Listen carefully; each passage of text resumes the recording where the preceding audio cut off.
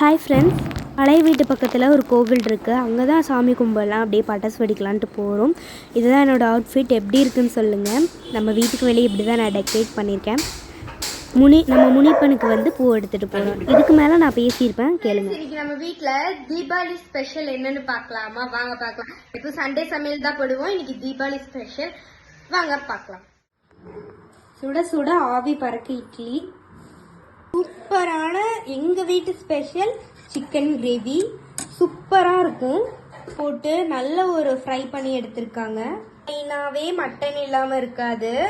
அதனால குடல் குழம்பு வந்து செஞ்சுருக்காங்க. எப்பவுமே எங்கள் வீட்டில் தீபாவளி அன்னைக்கு மார்னிங் குடல் குழம்பு கண்டிப்பாக இருக்கும். ஃப்ரெண்ட்ஸ், நம்ம வீட்டில் இன்னைக்கு வந்து ஸ்பெஷல். எல்லா ரெசிபீஸும் எப்படி இருக்குன்னு நல்லா இருக்கா இல்லையா நீங்கள் வந்து கமெண்ட் பண்ணுங்கள். அப்புறம் வந்து ரெசிபி வேணும்னாலே கேளுங்க. அம்மா வந்து சமைக்க சொல்லி அது ஒரு தனியாக ஒரு வீடியோ எடுத்து வந்து போடலாம். நெக்ஸ்ட் வந்து பார்த்தீங்கன்னா நைட்டு பிரியாணி எல்லாமே வந்து சமைப்பாங்க. நைட்டு வந்து நம்ம பழைய வீட்டுக்கு போய் நம்ம பட்டாசு வெடிக்கலான்ட்டு இருக்கோம். அதுதான் ஹைலைட்டு.